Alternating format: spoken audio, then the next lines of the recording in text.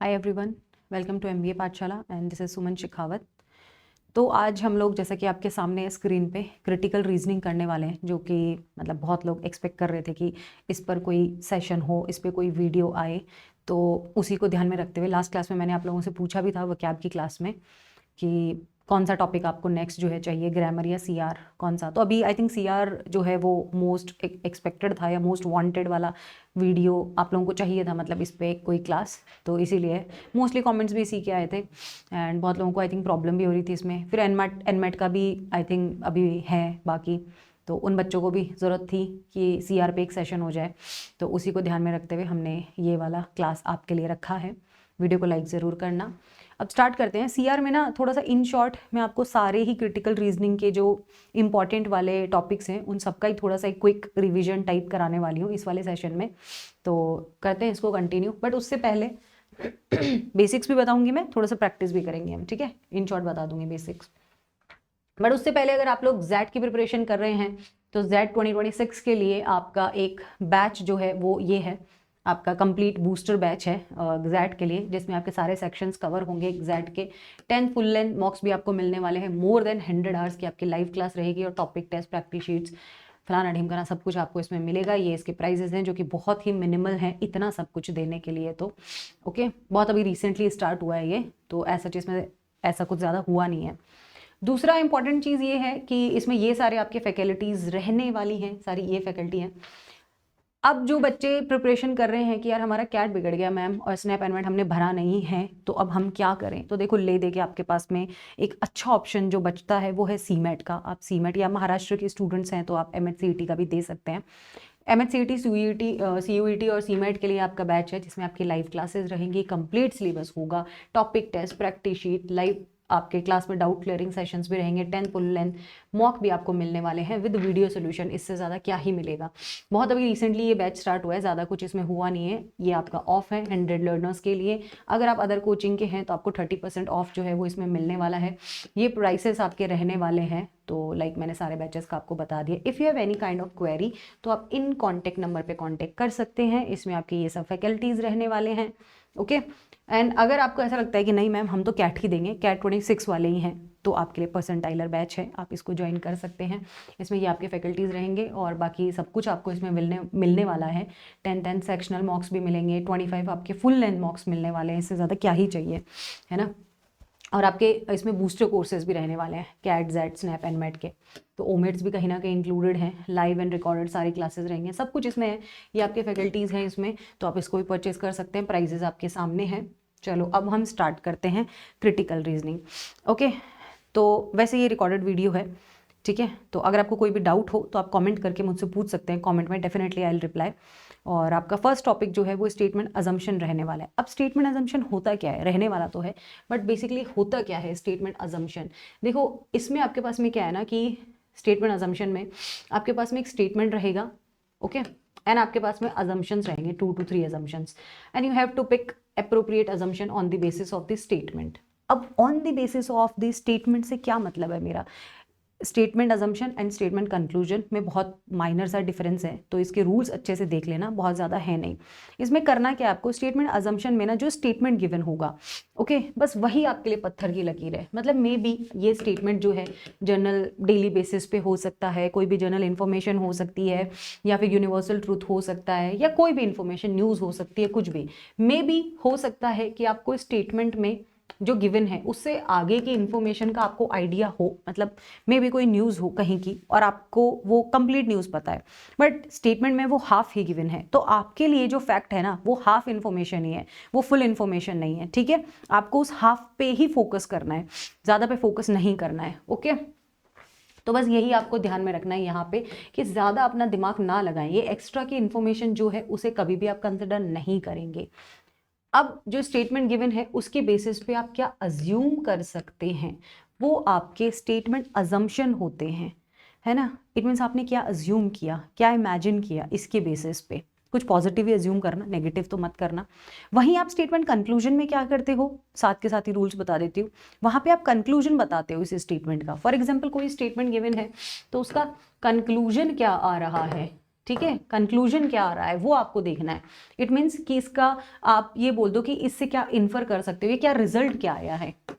जो रिजल्ट आता है ना वो आपका क्या होता है, कंक्लूजन होता है स्टेटमेंट का, कि इसके बेसिस पे ये कंक्लूड कर सकते हैं। और अज्यूम क्या कर सकते हैं, वो अजम्पशन है। अब इनमें ना जो आपके कुछ यूनिवर्सल वर्ड्स होते हैं जैसे ऑल हो गया, एवरी हो गया, इनको हम कभी भी कंसिडर नहीं करते हैं। ये ना ही तो परफेक्ट अजम्पशंस हो सकते हैं, ना ही परफेक्ट कंक्लूजन्स हो सकते हैं, राइट। तो क्या हो सकते हैं, अच्छा एक आता है आपका प्रोबेबिलिटी केस। फॉर एग्जाम्पल आपको कहीं पर मे, कैन या फिर कैन बी या फिर मे बी इस टाइप का कुछ भी लिखा हुआ अगर दिखता है तो वो आपको कंसिडर करना ही करना है, ठीक है। वो तो आपको कंसिडर करना ही करना है, समझ गए। तो वो आपकी क्या होती हैं, प्रोबेबिलिटीज हैं। प्रोबेबिलिटी मीन्स क्या होता है भाई, 50% यस के चांसेस होते हैं, 50% नो के चांसेस होते हैं। तो हम नेगेटिव प्रोबेबिलिटी को कभी भी कंसिडर नहीं करेंगे, बिकॉज लाइफ में भी आपको पॉजिटिव ही रहना है ना। तो आप पॉजिटिव प्रोबेबिलिटी ही कंसिडर करिएगा। तो ये जो 50% चांसेस किसी भी चीज़ के होने के हैं ना, वो आप कंसिडर करेंगे। लाइक मे हो गया, कैन हो गया, ये सब प्रोबेबिलिटी को ही बताते हैं। और नेगेटिव प्रोबेबिलिटी आपको कैसी देखने में मिलेगी, नेगेटिव प्रोबेबिलिटी आपको मिलेगी कैन नॉट बी, है ना, मे नॉट या मे नॉट बी, इस टाइप से कुछ आता है। इट मीन्स नो, है ना, और not and never, in words को तो आपको कंसिडर ही नहीं करना है। क्लियर है। तो बस यही कुछ बेसिक रूल्स थे, बाकी बाय द क्वेश्चन मैं बताती रहूंगी। फर्स्ट क्वेश्चन हमारी स्क्रीन पर ना कुछ ऐसा है कि Sachin's mother instructed him, Sachin की मदर ने उसे क्या कहा है कि to return home by train if it rains heavily, कि अगर हैवी रेन हो ना तो भैया तुम ट्रेन से आ जाना, ऐसा उसकी मदर ने उसे कहा। अब इसमें से आप क्या अज्यूम कर सकते हो, ये मुझे कमेंट में फास्टली बताना।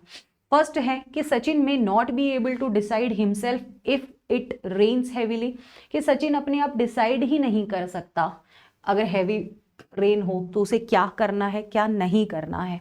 सेकंड कह रहा है नेगेटिव प्रोबेबिलिटी है, सोच समझ के करना, अभी बताया रूल। सेकंड है कि the trains may ply even if it rains heavily, कि ट्रेन तो चलेंगी, मतलब ट्रेन जो है वो चलती हैं चाहे भारी बारिश हो, हल्की बारिश हो, कैसी भी हो। अभी तुम सोचो इसमें से क्या करना चाहिए, मतलब अप्रोप्रिएट आंसर जो है वो अकॉर्डिंग टू यू क्या होना चाहिए। जो मैंने तुम्हें रूल बताया था कि पॉजिटिव प्रोबेबिलिटी तो हमें कंसिडर करनी ही है, तो यहाँ पे आपका आंसर क्या होगा, ये होगा। ये क्यों नहीं हुआ, नेगेटिव प्रोबेबिलिटी थी। दूसरा, प्रोबेबिलिटीज के साथ में फैक्ट्स चेक करना मत भूलना, चाहे पॉजिटिव या नेगेटिव हो, बट अगर फैक्ट का उससे कोई लेना देना ही नहीं है, मैं तो दे दिया तुम्हें, बट जो स्टेटमेंट में फैक्ट है और जो अजम्पशन में फैक्ट है वो मैच ही नहीं हो रहे हैं, तब भी आप कंसिडर नहीं कर सकते। फैक्ट्स तो इंपॉर्टेंट है ना भाई, स्टेटमेंट में जो फैक्ट है उसी पे फोकस करना है आपको, वही फैक्ट्स रिलेटेडली इनमें होने चाहिए। तो ठीक है, बी आ गया। ऐसे ही नेक्स्ट क्वेश्चन को देखते हैं। Please put more people on the job to make up for the delay. Statement है कि और लोग जो हैं वो जॉब पर आपको लाने चाहिए, मेकअप फॉर द डिले, जो डिले हो रहा है उसको कवर करने के लिए। अजम्पशन है डिले इज इनएविटेबल है इन मोस्ट जॉब्स में, डिले तो होता ही है। Output will increase with more number of people on the job, कि आउटपुट जो है ना वो इंक्रीज हो जाएगा अगर ज्यादा लोग होंगे जॉब पे। अब तुम स्टेटमेंट का फैक्ट देखो क्या है, स्टेटमेंट का जो फैक्ट है उसी की बेसिस पे अज्यूम करेंगे। स्टेटमेंट में बोल रहा है कि यार और लोगों को तुम जॉब पे रखो, ठीक है, जो डिले हो रहा है उसको कवर करने के लिए, राइट। अब अजम्पशन क्या है कि डिले इज इनएविटेबल है मोस्ट जॉब में, कि जो डिले तो होता ही है। मतलब ये तो क्या बकवास लॉजिक है ना, कहीं से भी इसको इग्नोर करो, हटाओ। ये कह रहा है आउटपुट ज्यादा आएगा अगर नंबर ऑफ पीपल ज्यादा होंगे जॉब पे, तो सही तो कह रहा है, ये सही तो कह रहा है। इसके बेसिस पे अगर हम अज्यूम करें तो अजम्पशन यही तो होगा कि हमें और ज्यादा लोग रखने चाहिए, उससे आउटपुट इंक्रीज होगा। तो we can assume this one. Answer आ गया। बहुत इजी है स्टेटमेंट अजम्पशन, अगर थोड़ी बहुत भी प्रैक्टिस कर लोगे तो। यहां पे देखो स्टेटमेंट कुछ ऐसा है, in spite of less than normal rainfall, okay, normal rainfall होने के बावजूद भी इन द कैचमेंट एरियाज जो है during the first 2 months of monsoon, okay, of the lakes supplying water to the city the authority has not yet affected, मतलब जो city की authority है वो अब तक मतलब अफेक्टेड नहीं हुए any cut in the water supply to the city. It means कुल मिला के ये कहना चाह रहा है कि जैसा भी रेनफॉल हो रहा हो, सिटी में जो वाटर सप्लाई होता है ना उसको अफेक्ट नहीं होने दिया अथॉरिटी ने। फर्स्ट है कि the rainfall during the remaining part of the monsoon may be adequate है फॉर नॉर्मल वाटर सप्लाई के लिए, कि रेनफॉल जो है ना during the remaining part of, कि जो बचा हुआ पार्ट है ऑफ द मॉनसून का, उसमें पर्याप्त है फॉर नॉर्मल वाटर सप्लाई के लिए, कि नॉर्मल वाटर सप्लाई हो सकती है उस दौरान भी। सेकेंड कह रहा है कि the present water level of the lakes supplying water to the city may be adequate for normal supply. ये कह रहे हैं कि जो प्रेजेंट वाटर लेवल है अभी का जो है ना लेक्स का, जिससे वाटर सप्लाई होता है सिटी में, वो मे बी वो पर्याप्त होगा शायद नॉर्मल सप्लाई के लिए। देखो इसमें दोनों कंडीशंस दी हुई हैं, तो सोचो इसमें क्या होगा, और दोनों ही क्या है, प्रोबेबिलिटी बेस्ड है। दूसरा जो उनमें फैक्ट्स हैं वो भी according to this statement correct है। कैसे? फर्स्ट तो कह रहा है कि जो रेनफॉल जो है ना during the remaining part of the monsoon, वो शायद पर्याप्त होगा नॉर्मल वाटर सप्लाई के लिए। मतलब शायद रेनफॉल ही इतना हो जाए कि जिससे जो सिटी में जो वाटर सप्लाई होता है ना, तो उसमें कोई प्रॉब्लम क्रिएट ना हो, मतलब वो पर्याप्त होगा, एडिक्वेट होगा फॉर नॉर्मल वाटर सप्लाई के लिए। तो इसको हम कर सकते हैं कि शायद हो जाए, पॉजिटिव प्रोबेबिलिटी है ना, पॉजिटिव होप्स तो हमें रखनी ही चाहिए, इसको हम कर सकते हैं, पॉजिटिव होप्स रखनी है आपको अजम्पशंस में। सेकंड कह रहा है कि प्रेजेंट वाटर लेवल, अब ये प्रेजेंट की बात कर रहा है कि अभी का जो वाटर लेवल है ना लेक्स में, वो मतलब सही है, एडिक्वेट है, पर्याप्त है वो नॉर्मल वाटर सप्लाई के लिए। तो दोनों ही पॉजिटिव होप्स हैं, पॉजिटिव अजम्पशंस हैं, दोनों ही पॉजिटिव प्रोबेबिलिटीज हैं, तो हम दोनों को ही कंसिडर करेंगे। तो इसका आंसर बोथ होगा कि ये दोनों ही इम्प्लिसिट हो सकते हैं। ठीक है, नेक्स्ट पे चलो। The private bus service in this city has virtually collapse हो गई है। प्राइवेट बस सर्विस की बात हो रही है ओनली यहाँ पर, ठीक है। वो क्या हो गई है, कोलैप्स हो गई है because of the ongoing strike जो है उसके एम्प्लॉयज़ की। इट मीन्स कि फॉर एग्जाम्पल पहले 10 बसेज चल रही थी, तो अब 5 ही चल रही होंगी, या 2 चल रही होंगी, 3 चल रही होंगी, मतलब कोलैप्स हो गई हैं। अब इस पर क्या ज्यूम कर सकते हैं हम, ये कह रहा है गोइंग ऑन स्ट्राइक्स जो हैं, ऑन गोइंग स्ट्राइक जो हैं, has become the right of every employ. वो हर एक स्ट्राइक करना जो है वो हर एक एम्प्लॉय का अधिकार है, अधिकार है वो है। ये क्या बकवास लॉजिक दे रहा है, तुम खुद सोचो। बात चल रही है कि जो प्राइवेट बस सर्विस जो है उनका बेसिकली हुआ क्या है सिटी में, कि कोलैप्स हो गया है, जो ऑनगोइंग स्ट्राइक चल रही है एम्प्लॉयज़ की, उसकी वजह से। ये कह रहे हैं उनका तो अधिकार है। अरे राइट्स की तो बात ही नहीं हुई कहीं, उसने एक सिचुएशन बताई है तुम्हें, उस पर राइट्स हैं कि नहीं है, ये तुम्हारे ना मतलब आउट ऑफ द टॉपिक वाले पॉइंट्स बता रहा है ये तुम्हें। तो ये तो टॉपिक ही नहीं है इसका, राइट्स है कि नहीं है ये तो पूछा ही नहीं।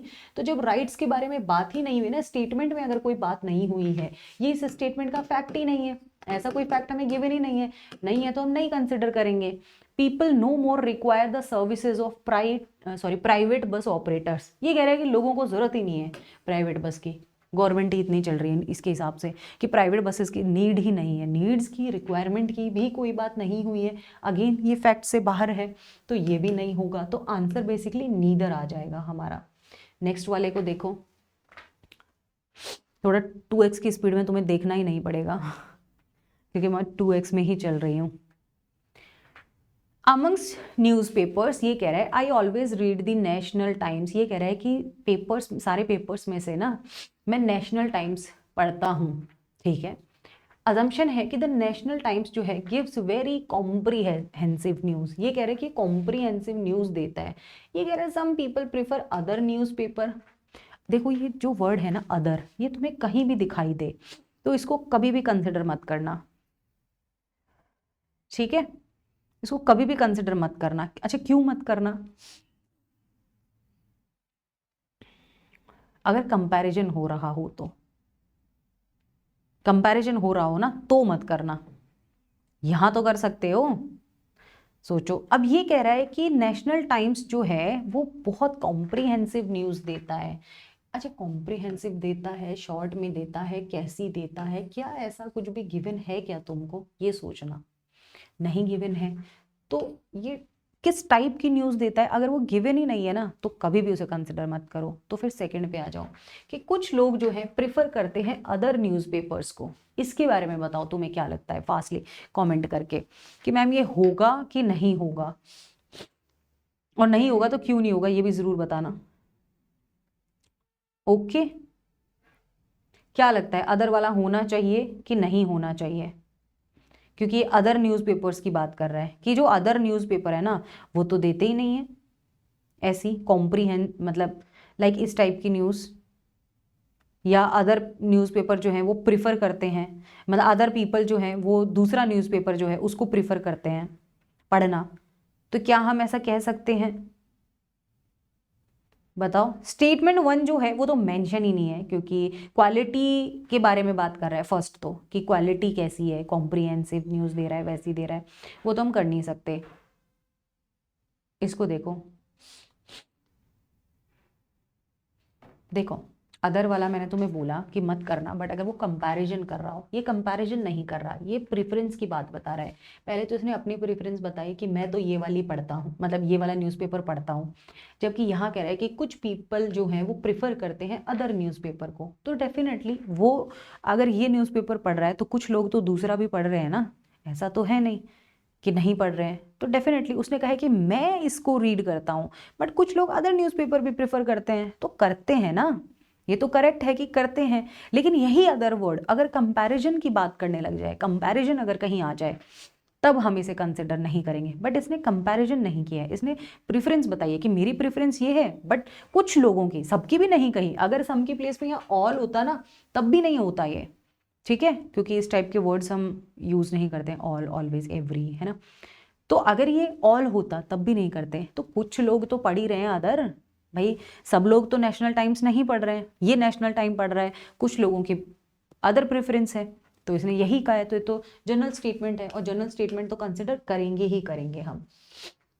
नेक्स्ट पे आ जाओ, फ्लाई एक्स एयरवेज, ये कह रहा है एक्स एयरवेज को उड़ाओ whenever you decide to go places, मतलब उड़ाओ नहीं, सॉरी, चल उड़ो, उससे जाना प्रेफर करो अगर तुम किसी कहीं भी, whenever you decide to go to places, अगर तुम्हें कहीं जाना हो, our fares are less than train fares. ये कह रहे हैं कि हमारे जो फेयर्स, हमारे जो प्राइसेस हैं तो ट्रेन से भी कम है। ट्रेन को क्यों प्रेफर करते हैं लोग? क्योंकि थोड़ा रीजनेबल पड़ता है। तो ये कह रहे हैं कि हमारे प्राइसेस तो ट्रेन से भी कम है। ये एक एडवर्टीजमेंट दिया हुआ है किसी भी फ्लाइट एक्स एयरवेज ने। अब अजम्पशन है people prefer to travel by air when the fares are reasonable. लोग जो है वो फ्लाइट से ट्रेवल करना, बाय एयर ट्रेवल करना प्रेफर करते हैं अगर पैसे कम लगेंगे तो। सिंपल सी बात है, पैसे के बारे में तो सोचना ही पड़ता है। The fares of other airlines are costlier than this airways, कि बाकी जो एयरलाइंस है ना, उनके जो प्राइस हैं वो इससे क्या है, कम, मतलब कम, इसके कम है बाकी के कंपैरिजन में। तो क्या ऐसा है क्या, ये बताओ, हमें क्या पता। अदर एयर, मैंने क्या बोला, कंपैरिजन्स को कभी कंसिडर मत करना। कंपैरिजन्स ना तो अजम्पशंस हो सकते हैं परफेक्ट, ना ही कंक्लूजन्स हो सकते हैं, जब तक कि तुम्हें स्टेटमेंट में कंपैरिजन ना दिया हो। यहाँ स्टेटमेंट में किसी अदर की बात नहीं हुई है, तो ये नहीं होगा। फर्स्ट को देखो, लोग प्रेफर करते हैं ट्रैवल करना बाय एयर अगर रीजनेबल हो वो, तो इसीलिए तो इसने एडवर्टीजमेंट दिया है कि हम रीजनेबल हैं, हमारे पैसे तो ट्रेन से भी कम लग रहे हैं, तो आप ट्रेन से जाना प्रेफर करो, इससे बेटर हमारी इससे चले जाओ फ्लाइट से, आपका टाइम भी बचेगा। तो ये तो रियलिटी है ना, और ये रियलिटी ना भी हो तो स्टेटमेंट में गिवन है ये हमें, क्योंकि एडवर्टीजमेंट कुछ इस तरीके से किया हुआ है कि हमारी सस्ती फ्लाइट है ना, तो इसको तो हम करेंगे ही करेंगे प्रेफर, कि people prefer travel by air अगर पैसे कम लग रहे हो। और ये भी यही कह रहा है कि हमारे फेयर तो देखो ट्रेन से भी कम है, तो स्टेटमेंट भी मैच हो रहा है, तो आंसर ए होगा, ओनली बी नहीं होगा।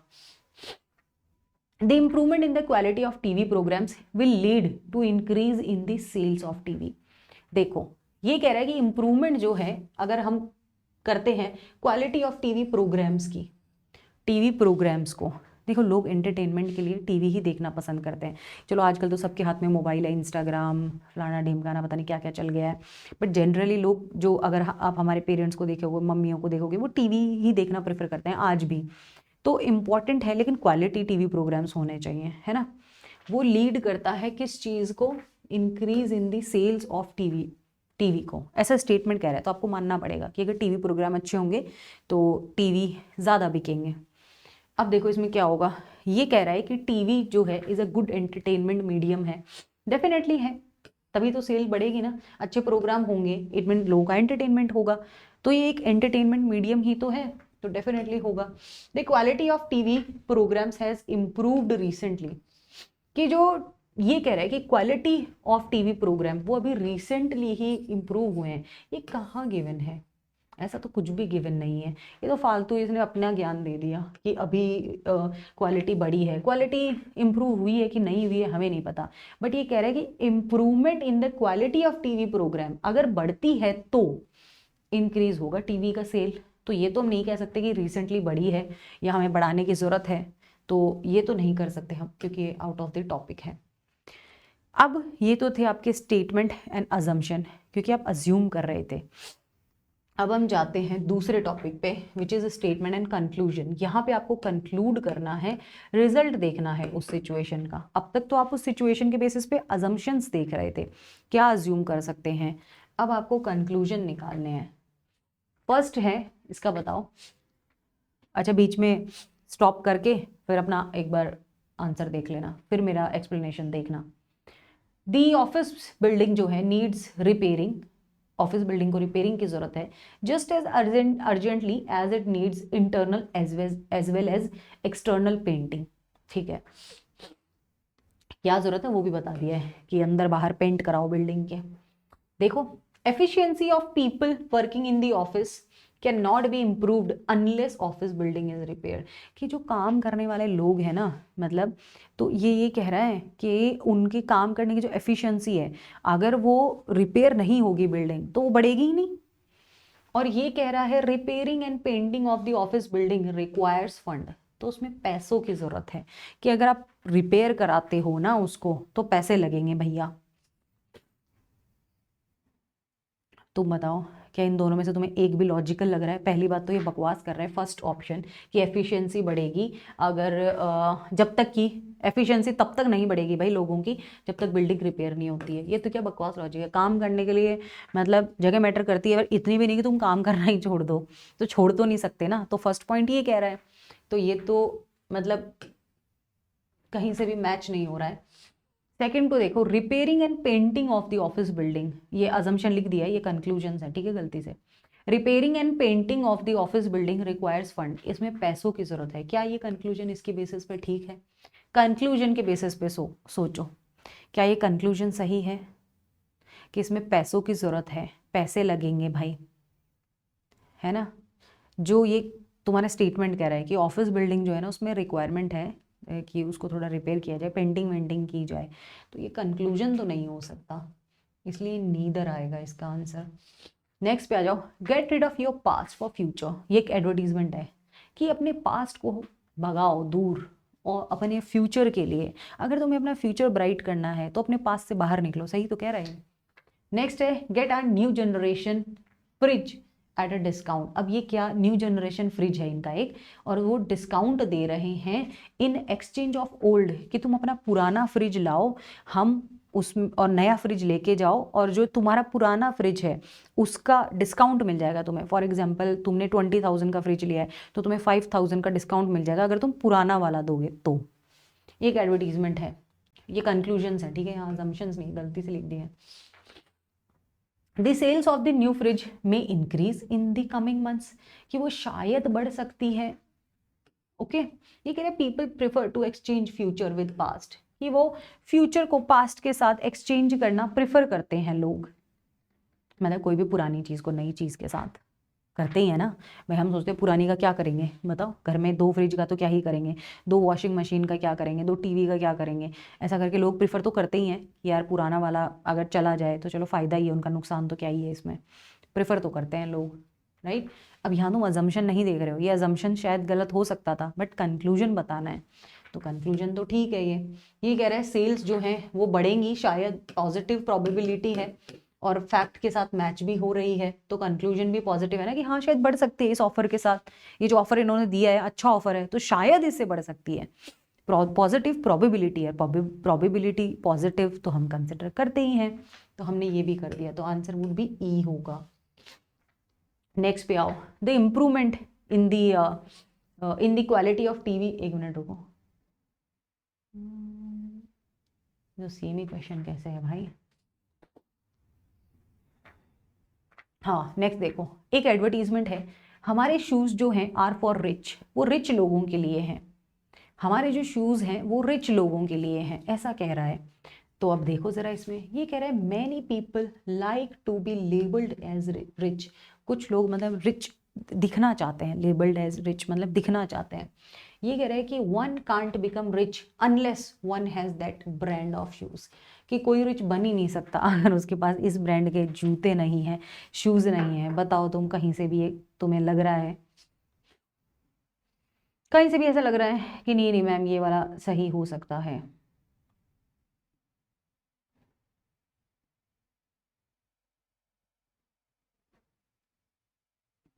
बताओ।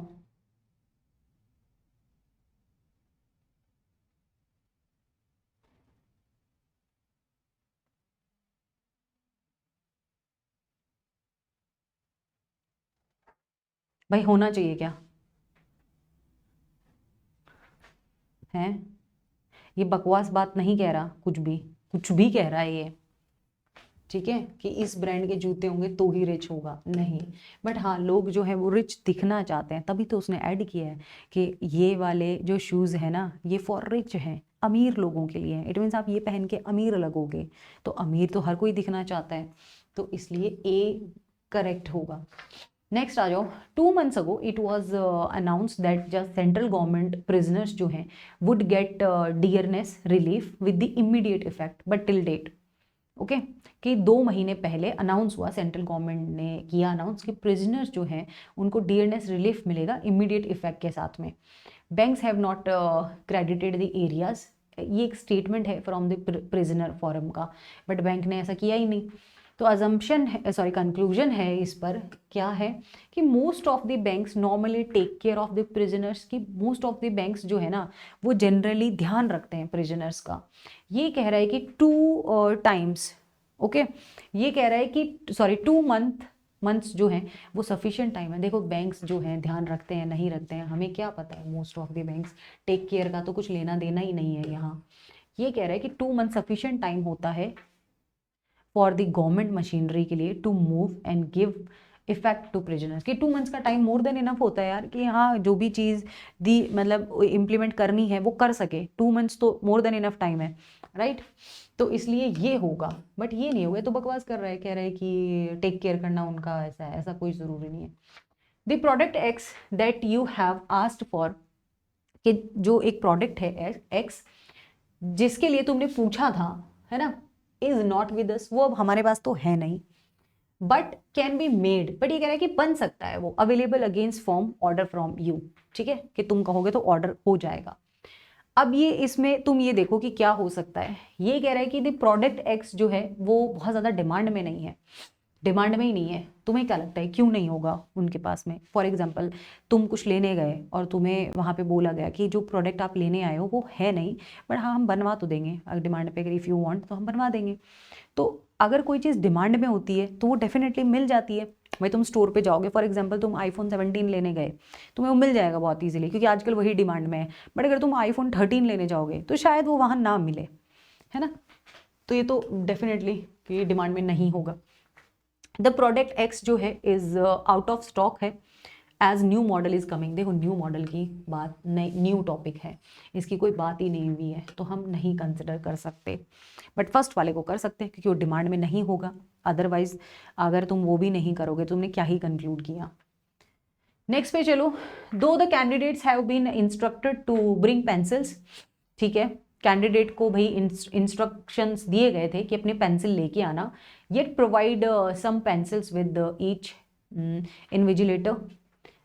वो अलग बात है कि इन्विजिलेटर के पास पेंसिल्स होंगे बट तुम अपना लेके तो आओ, एक आध तो क्या पता वो रखता ही होगा, है ना? तो ये इंस्ट्रक्शंस थे टेस्ट एडमिनिस्ट्रेशन स्टाफ के। वो तो तुम्हें भी पता है कि तुम जब देने जाते हो एग्जाम कोई भी, तो ऐसे तुम्हें भी देखने को मिलते हैं, तुम्हारे उस पर कार्ड पे मिल जाता है ना? चलो, ये कह रहा है कि पेंसिल्स जो हैं आर शॉर्ट सप्लाई है, पेंसिल्स की सप्लाई कम है, कमी आ रखी है, या फिर all the candidates will bring the pencil, कि सारे कैंडिडेट पेंसिल लेके आएंगे। अच्छा, अगर तुम्हें ऐसा कहीं भी देखने को मिलता है तो तुम लेके जाते हो?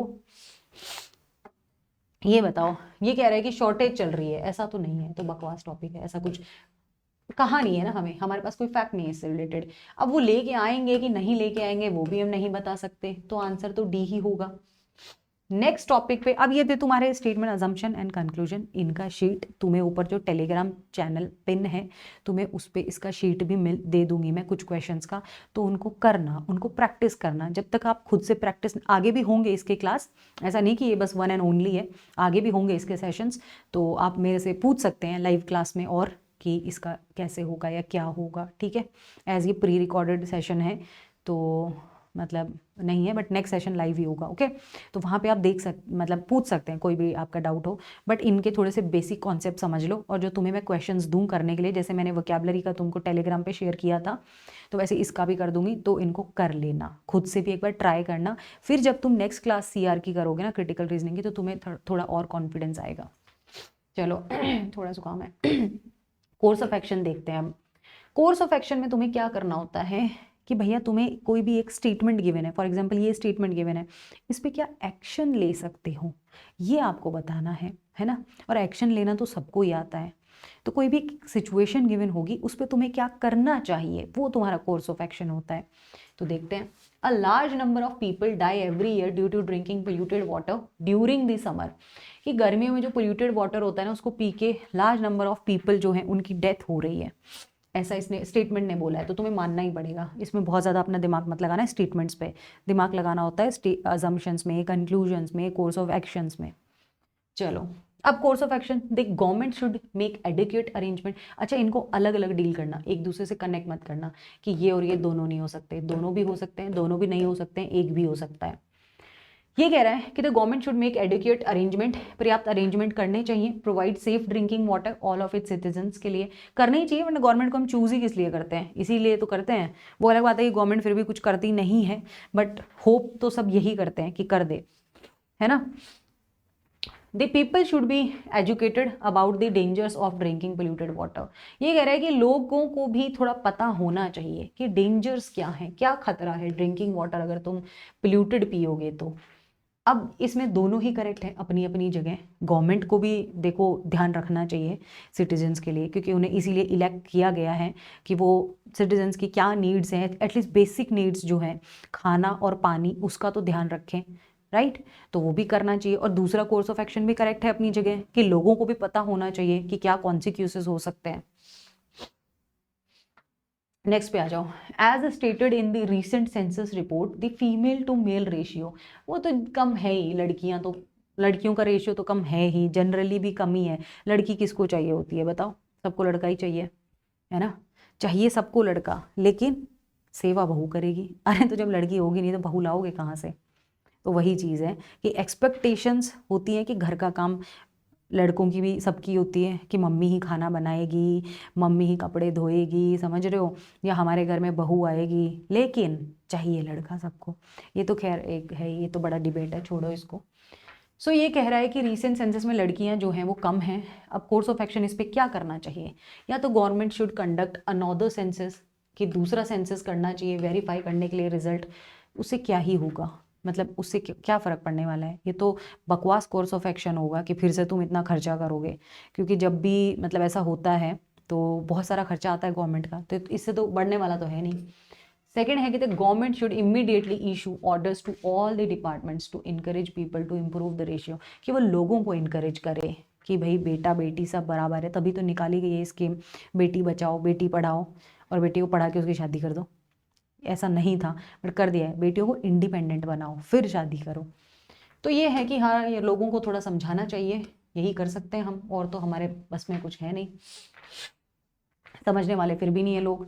द मिनिस्टर सेड दैट कि the teachers are still not familiarised, statement है कि मिनिस्टर का कहना है ये कि टीचर्स अभी भी फेमिलराइज्ड ही नहीं है with the need, importance and meaning of population education. कि अभी भी जो टीचर्स हैं बेसिकली, ऐसा मिनिस्टर को लगता है कि जो पॉपुलेशन की एजुकेशन है ना, उसके बारे में बेसिकली जो टीचर्स हैं उनको पता ही नहीं है कि उनकी इम्पोर्टेंस क्या है ना। और एजुकेशन अगर बढ़ती है हायर एजुकेशन सिस्टम में तो उससे क्या फ़ायदा होगा, क्या ज़रूरत है। They are not even clearly aware about their role and responsibilities in the population education programme. और जो भी लोग मतलब इसमें है पॉपुलेशन एजुकेशन प्रोग्राम में, उन्हें अपने रोल्स एंड रिस्पॉन्सिबिलिटीज़ नहीं पता। तभी तो तुम देखो ना, गवर्नमेंट स्कूल में या कॉलेजेस में टीचर्स जाती हैं, वहाँ अपने फेशियल करा रही हैं, हाथ पैर दबवा रही हैं, पता नहीं क्या क्या कर रही हैं, पढ़ाने के अलावा वो सब कर रही हैं बहुत जगह, सबका तो नहीं बोलूँगी बट बहुत जगह, क्योंकि उन्हें अपने रोल्स एंड रिस्पॉन्सिबिलिटीज़ ही नहीं पता।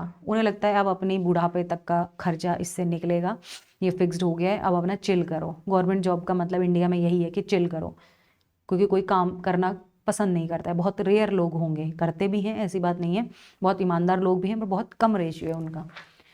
अब इस पे कोर्स ऑफ एक्शन क्या होना चाहिए? पॉपुलेशन एजुकेशन प्रोग्राम जो है should be included in the college curriculum में, इसको इंक्लूड करना चाहिए कॉलेज में ही। सेकेंड है ओरिएंटेशन प्रोग्राम जो है should be conducted for teachers on population education में। देखो जो उस प्रोग्राम में इंक्लूडेड लोग हैं ना बेसिकली, तो कहीं ना कहीं सिंपल सा है कि यार उन्हें मतलब पता होना चाहिए, थोड़ा उनके लिए ओरिएंटेशन प्रोग्राम रखो ताकि उन्हें उनके रोल्स एंड रिस्पॉन्सिबिलिटीज़ पता चले। बट कॉलेज करिकुलम में करने का क्या ही मतलब है, क्योंकि सब लोग तो उसमें नहीं होंगे, सब लोग तो टीचिंग में नहीं है, तो कॉलेज करिकुलम में करने का कोई सेंस नहीं है। वो मतलब बाकी लोगों के लिए वेस्टिंग ऑफ टाइम होगा, जबकि उन्हें उनका जो एक पर्टिकुलर सब्जेक्ट है उस पर अच्छी नॉलेज दी जाए। बट हाँ, जो इस प्रोग्राम में इंक्लूडेड हैं या कल को टीचर बनना चाहते हैं, एजुकेशन लाना चाहते हैं पॉपुलेशन में, तो उनके लिए ओरिएंटेशन होना चाहिए स्पेसिफिकली। तो ये तो हम रॉन्ग डायरेक्शन में चले जाएंगे, राइट डायरेक्शन में यही होगा कि उनको थोड़ा बताया जाए। नेक्स्ट है, a recent study shows that the children below 5, जो 5 ईयर से कम एज के जो बच्चे हैं, die in the cities of developing countries. वो डेवलपिंग कंट्रीज़ में वो उनकी डेथ हो रही है, क्यों? Mainly from diarrhoea and parasitic intestinal worms की वजह से। कोर्स ऑफ एक्शन क्या है? Governments of the developing countries, जो गवर्नमेंट है डेवलपिंग कंट्रीज़ की, मतलब अभी जो डेवलप हो रही हैं country, should take adequate measures to improve the hygienic condition in the cities। ये तो बिल्कुल सही है भाई, जब डायरिया एंड ये सब जो हो रहा है उसका रीज़न ही हाइजीन ही है, तो थोड़ा सा हाइजीनिक कंडीशन उन्हें पर्याप्त मात्रा में लानी चाहिए। Children below 5 year in the cities of the developing countries need to be kept under periodic medical checkup, कि भैया उनके जो पीरियडिक मेडिकल चेकअप जो है वो रेगुलरली होने चाहिए। बताओ, बिल्कुल होने चाहिए, उनको ज़रूरत है। वो पीरियडिक चेकअप, मेडिकल चेकअप जो है वो 5 ईयर से कम बच्चों के वो रेगुलर बेसिस पे हों, ताकि पता रहे कि जो डेवलपमेंट हो रहा है बच्चे का वो सही हो रहा है, कोई इन्फेक्शन नहीं है, कोई हाइजीन इश्यूज नहीं है, सब कुछ पता होना चाहिए। तो ये भी सही कह रहा है, तो इसका आंसर बोथ होगा। नेक्स्ट पे आ जाओ, the central bureau of the investigation receives the complain. जो सेंट्रल ब्यूरो है उसके पास में एक कंप्लेन आई, can officer taking bribe to do the duty he is suppose to. चलो, ये तो हर घर की हर जगह की स्टोरी है।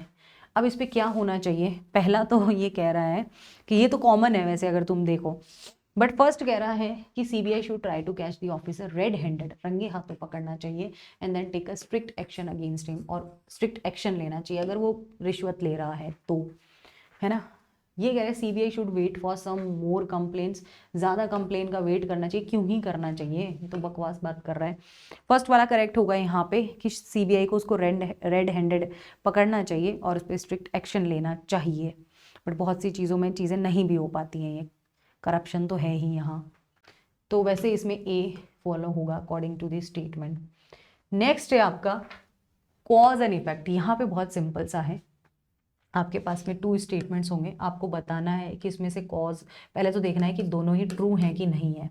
कॉज एंड इफेक्ट में पहले तो दोनों ही स्टेटमेंट्स ट्रू होने चाहिए, ट्रू हैं, उसके बाद में ये देखो कि इसमें से हो सकता है आपका फर्स्ट वाला जो है वो कॉज हो और ये उसका रिजल्ट हो, मतलब इफेक्ट हो। इसमें जो हुआ है उसका रीज़न ये हो सकता है, या फिर सेकंड में कोई सिचुएशन गिवन है उसका रीज़न ये हो सकता है, या फिर ये दोनों ही कॉज हो सकते हैं, मतलब ये कोई ना कोई 2 सिचुएशन, इंडिपेंडेंट सिचुएशन तुमको गिवन है, या फिर हो सकता है कि दोनों ही इफेक्ट्स हैं, मतलब कुछ हुआ होगा जिसके कॉन्सिक्यूसेस हैं ये दोनों, या तो सेम के हो सकते हैं कॉन्सिक्यूसेस, या कोई अलग अलग सिचुएशंस हुई होंगी उसके, मतलब ये हैं कॉन्सिक्यूसेस, है ना।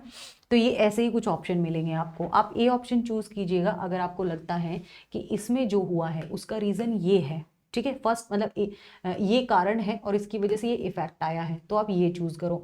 आपको लगता है सेकंड में कॉज गिवन है और ये इफेक्ट है, तो आप बी चूज करो। आपको लगता है कि दोनों ही टू डिफरेंट सिचुएशंस हैं, मतलब कॉजेज हैं, इनके इफेक्ट्स नहीं दिए तुम्हें, टू डिफरेंट सिचुएशंस हैं, इंडिपेंडेंट, अलग अलग टॉपिक की, डिफरेंट टॉपिक की हैं, तो इसको चूज करो। ठीक है, इंडिपेंडेंट कॉजेज हैं। अगर आपको लगता है कि ये दोनों ही जो हैं वो क्या है, इफेक्ट हैं, ये भी कोई चीज़ का कॉन्सिक्यूसेस है, ये भी कोई चीज़ का कॉन्सिक्यूसेस है ना, बट इनके रीज़न अलग अलग रहे होंगे, सेम सिचुएशन की वजह से ये दोनों इफेक्ट नहीं हुए हैं, डिफरेंट डिफरेंट टॉपिक के इफेक्ट्स हैं ये, तो आप इसको चूज करो। आपको लगता है कि एक कोई भी चीज़ हुई और जिसकी वजह से ये टू इफेक्ट्स हुए हैं, एक तीर दो निशाने वाला, है ना, कि कोई भी एक काम हुआ और उसकी वजह से ये भी इफेक्ट हो सकता है या हुआ है, या ये भी इफेक्ट हो सकता है, तो आप इसको चूज करो। क्वेश्चन के थ्रू ज़्यादा अंडरस्टैंड कर पाएंगे। देखते हैं, स्टेटमेंट है the prices of petrol and diesel okay in the domestic market have remained unchanged, कि भैया जो पेट्रोल डीजल के जो प्राइस है ना वो अनचेंज रहे हैं for the past few month से। वो राजस्थान तो नहीं हो सकता फिर, क्योंकि राजस्थान में तो खैर अब जाके थोड़े कम होने लगे हैं, बाकी कांग्रेस की गवर्नमेंट में तो यूं गए थे पेट्रोल डीजल के प्राइजेस, ऐसा लगता था कि कांग्रेस जो है वो पेट्रोल डीजल ही पी रही है, तो ऐसे बड़े थे। अब जाके थोड़े कम होने लगे हैं, गवर्नमेंट चेंज हुई है तो। बाकी हमारे यहाँ पे क्या है, देखो हम वी आर राजस्थानी, हम हर गवर्नमेंट को चांस देते हैं। 5 साल कांग्रेस रहती है, 5 साल बीजेपी, फिर 5 साल कांग्रेस, फिर 5 साल बीजेपी, तो हम सब ट्राई करते हैं ऑल्टरनेट, हमारा ऐसा फिक्स है उधर का, एक पे विश्वास ही नहीं करते वो, इसीलिए वहाँ कोई खास डेवलपमेंट नहीं हो रहा, क्योंकि किसी एक को मौका ही नहीं दे रहे। चलो, तो ये कह रहे हैं कि अनचेंज रहे हैं, मतलब ना बढ़े हैं ना कम हुए हैं कुछ फ्यू मंथ से। सेकंड कह रहे हैं क्रूड ऑयल प्राइसेस जो है इंटरनेशनल मार्केट में, यहाँ डोमेस्टिक मार्केट की बात हो रही थी, ये कह रहा है इंटरनेशनल मार्केट में बढ़े हैं पास्ट फ्यू मंथ्स में। अब ये देखो, पहली बात तो दोनों के टॉपिक सेम है क्या, खुद देखो तुम। अच्छा एक चीज़ बताओ, ये कह रहा है कि भैया बड़े हैं इंटरनेशनल मार्केट में, ये डोमेस्टिक मार्केट, टॉपिक तो अलग अलग है, ये तो पता चल गया है ना। जब टॉपिक ही इनके अलग अलग हैं तो ये ऑप्शंस तो हो ही नहीं सकते हैं, अब इनमें से कुछ होगा। अब ये कॉज है कि इफेक्ट है, ये देख लो, अगर ये दोनों ही कॉजेज हैं तो सी कर दो, और अगर तुम्हें लगता है दोनों ये इफेक्ट हैं। अब अनचेंज है, मतलब ये कह रहे हैं कि डोमेस्टिक मार्केट में बढ़े ही नहीं है प्राइसेस, क्यों नहीं बढ़े हैं, क्या रीज़न रहा है, हमें रीज़न तो नहीं पता, हमें तो इफेक्ट पता है बस। तो ये क्या है, इफेक्ट है। इसको देखो, ये भी इफेक्ट ही है कि बढ़ गए हैं crude oil prices, international market में बढ़े हैं, उसके पीछे का रीज़न क्या रहा है हमें नहीं पता, सिर्फ इफेक्ट बताया है। तो हमारा आंसर क्या आ जाएगा कि ये दोनों ही जो हैं फर्स्ट एंड सेकंड इफेक्ट्स हैं इंडिपेंडेंट कॉजेज के। इंडिपेंडेंट कॉजेज के मतलब अलग अलग कारण रहे हैं, अगर कॉमन कारण होता तो हम इसको चूज कर देते, बट हमने डी को चूज किया क्योंकि डिफरेंट डिफरेंट कॉजेज हैं। सेकेंड देखो, the government has recently fix the fees for professional courses के लिए, गवर्नमेंट ने ना फिक्स कर दी है प्रोफेशनल कोर्सेज की fees offered by the unaided institutions which are much lower than the fees charge last year. Last year जो है वो बेसिकली फीस चार्ज बहुत कम था अनएडेड जो इंस्टीट्यूशंस हैं उनके। सेकेंड कह रहा है कि पेरेंट्स जो हैं ऑफ द एस्पायरिंग स्टूडेंट्स के जो पेरेंट्स हैं, ओके अच्छा तुम्हें लगता ये कह रहा है कि इन्होंने ना फिक्स कर दिए हैं, ये तुम्हें कोई कॉज लग रहा है कि इफेक्ट लग रहा है? इफेक्ट ही लग रहा है ना, ये बताओ, इफेक्ट लग रहा है ये देख के इसको, कि अब उन्होंने लास्ट ईयर जो है वो कम थे तो अब इन्होंने क्या कर दिए, फिक्स्ड कर दिए हैं फीस की, अब बढ़ नहीं सकती फीस। सेकेंड कह रहा है पेरेंट्स ऑफ एस्पायरिंग स्टूडेंट्स जो है लॉन्च अ सेवियर एगिटेशन जो है वो उन्होंने क्या किया है, लॉन्च किया है ना। तो अब इसमें क्या होगा, a severe agitation last year protesting against the high fees. जो एस्पायरिंग स्टूडेंट्स हैं उनके जो पेरेंट्स हैं उन्होंने क्या किया था, जो अनएडेड जो इंस्टीट्यूशंस हैं वो हाई फीस ले रहे थे, तो इन्होंने क्या किया उस पर कि भैया इन्होंने प्रोटेस्ट किया था, और इसकी वजह से अब इनकी फीस जो है वो कम हो गई हैं या फिक्स्ड हो गई हैं। तो ये क्या है, ये कारण था जिसकी वजह से इन्होंने फीस कम की। हम भी सोच रहे थे कि यार क्यों की होगी, तो सेकंड में कॉज बताया हुआ है और फर्स्ट उसका इफेक्ट है कि उन्होंने प्रोटेस्ट किया तो उन्होंने फीस जो है इस बार फिक्स्ड कर दी। इट मीन्स ये तो है कॉज और ये है इफेक्ट और दोनों का टॉपिक भी सेम है। तो क्या आ जाएगा, ये हो जाएगा, आंसर होगा इसका बी, कि सेकंड जो है वो कॉज है, कारण है जो फर्स्ट में हुआ उसका। नेक्स्ट पे आ जाओ। India has surpass the value of tea exports, ठीक है, this year overall the earlier years due to increase in demand for quality tea in the European market में। ओके ये कह रहे there is an increase in demand of coffee in domestic market during the last 2 years से coffee की demand जो है वो domestic market में बढ़ी है। तो अब तुम्हें क्या लगता है, देखो क्या लगता है उसको, देखो कॉफी की बात कर रहा है वो, कॉफी की बात कर रहा है, तो तुम्हें लगता है कि वो करेक्ट है? कॉफी और ये दोनों डिफरेंट डिफरेंट टॉपिक्स पे बात हो रही है, राइट भाई, डिफरेंट डिफरेंट टॉपिक्स पे बात हो रही है। तो अगर अलग अलग ये टॉपिक्स हैं तो फिर टॉपिक तो अलग अलग है, coffee and T, coffee and T 2 different topics हैं।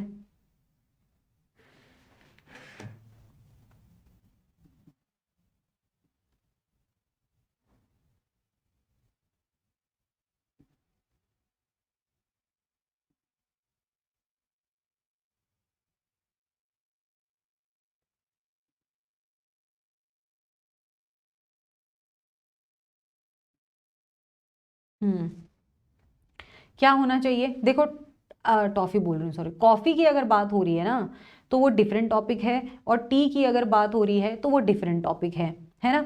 अब लेकिन ये कह रहा है कि जो यूरोपियन मार्केट है उसमें अच्छी क्वालिटी की जो चाय है उसकी डिमांड बढ़ गई है, ठीक है।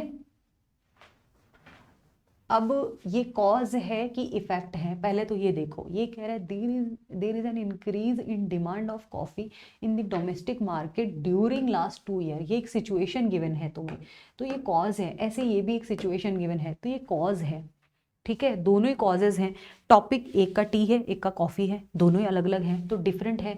तो आंसर ये आएगा इसका कि दोनों ही फर्स्ट एंड सेकंड जो है वो इंडिपेंडेंट कॉजेज हैं। इनके इफेक्ट क्या हुए वो हम देखेंगे आगे, हमें नहीं पता, बट ये सिचुएशंस गिवन है हमें, तो सिचुएशंस गिवन है तो सी चूज करो। ये कह रहा है कि there is unprecedented increase in the number of young unemployment, कि भैया ये कह रहे हैं बहुत ज़्यादा इंक्रीज हुआ है यंग अनएम्प्लॉयड, कि बेरोजगार युवा जैसा बोला जाता है, in comparison to the previous year में।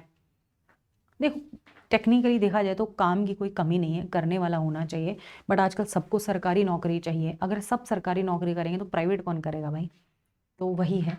तो जो लोग कुछ नहीं करना चाहते हैं वो यंग अनएम्प्लॉयड हो जाते हैं, क्योंकि वो पढ़ लिख के घर बैठ जाते हैं, उन्हें लगता है कि गवर्नमेंट खुद आके उन्हें जॉब देगी। भैया कॉम्पिटिटिव एग्जाम्स होते हैं, फॉर्म भरो, पेपर दो और फिर होगा सिलेक्शन, बट आजकल उसमें भी करप्शन होता है, खैर वो मैं मानती हूँ। तो यंग एम्प्लॉयमेंट अनएम्प्लॉयमेंट बढ़ गई है। ये कह रहा है large number of candidate submitted applications against the advertisement for the post of manager issued by a bank. अब मुझे बताओ इसमें से क्या होना चाहिए, ये बहुत ही सिंपल है, ऐसा है क्योंकि अनएम्प्लॉयमेंट इतनी बढ़ गई है, यंग अनएम्प्लॉयमेंट, तो एक जो बैंक मैनेजर का, भाई जो पोस्ट ऑफ मैनेजर बैंक में जो निकली उसके लिए बहुत ज़्यादा मतलब एप्लीकेशंस आए, तो उसका रीज़न क्या है कि अनएम्प्लॉयमेंट बढ़ी हुई है। तो एक पोस्ट पे भाई अगर 100 लोग बैठे हैं, एक जॉब आ रही है तो सभी भरेंगे ना। तो बस ये सिंपल सा है कि ये रीज़न है ऐसा होने का। इतने जो सबमिट हुए हैं फॉर्म, है ना, तो उसका रीज़न क्या है, वो है जो ऊपर गिवन है। तो आंसर यही होगा कि एक कॉज है एंड बी उसका इफेक्ट है। नेक्स्ट देखो, जो पुलिस अथॉरिटी हैज़ रिसेंटली, उन्होंने पकड़ा एक ग्रुप ऑफ हाउस ब्रेकर्स को, ठीक है, पुलिस अथॉरिटी ने। सेकंड कह रहा है कि citizens group in the locality have started night vigil in the area. अब ये देखो क्या ये दोनों के कॉज एंड इफेक्ट सेम है, ये क्या है, देखो डेफिनेटली ये दोनों ही इफेक्ट हैं। एक तो पुलिस ने पकड़ा है हाउस ब्रेकर्स को, ये इफेक्ट है, ये कॉज नहीं है, ठीक है, कारण नहीं है। कारण क्यों पकड़ा है वो होगा कि वाई, इसके आगे अगर तुम वाई लगा दो तो जो आंसर आएगा ना कि उनको क्यों पकड़ा है वो इफेक्ट होगा, वो मतलब कॉज होगा। तो ये है कि इन्होंने पकड़ा तो है, तो ये इफेक्ट है। सेकंड है कि सिटीजन ग्रुप जो है वो भी नाइट वेजल यानी नाइट ड्यूटी दे रहे हैं एरिया में, कोई ना कोई कारण रहा होगा डेफिनेटली ऐसा करने का भी, तो ये भी इफेक्ट है। बट दोनों के टॉपिक डिफरेंट डिफरेंट है कि सेम है, बताओ। डेफिनेटली सेम भी हो सकता है कि भैया चोरियां बहुत हो रही हैं और अदरवाइज लोग जो हैं वो रात को मतलब क्यों पहरा देंगे, चोरियां हो रही होंगी इसीलिए दे रहे होंगे, इसीलिए नाइट ड्यूटी कर रहे हैं बेचारे, है ना, सोसाइटी के जो लोग हैं, अदरवाइज उन्हें कोई शौक थोड़ी चढ़ा है।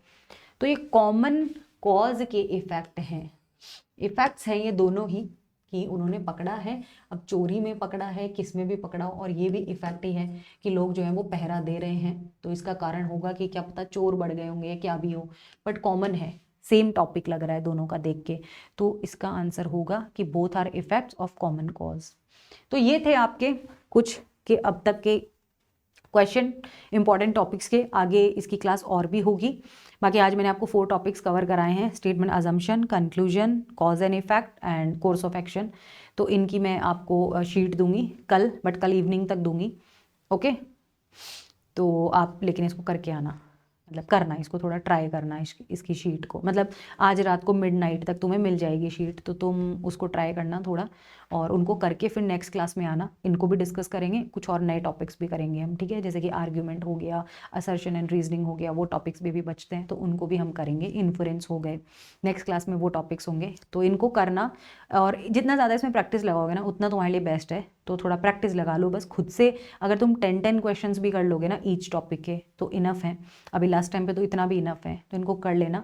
कमेंट करके मुझे बताना तुम्हें वीडियो कैसा लगा, या फिर तुम्हें एक और किन किन टॉपिक्स पे नीड है, तो डेफिनेटली हम नेक्स्ट क्लास में वो करेंगे। वीडियो को लाइक ज़रूर करना, एंड यही है, चलो all the very best, and बताना कैसा लगा तुम्हें सेशन, एंड आगे तुम्हें और किन टॉपिक्स पे चाहिए। Bye bye.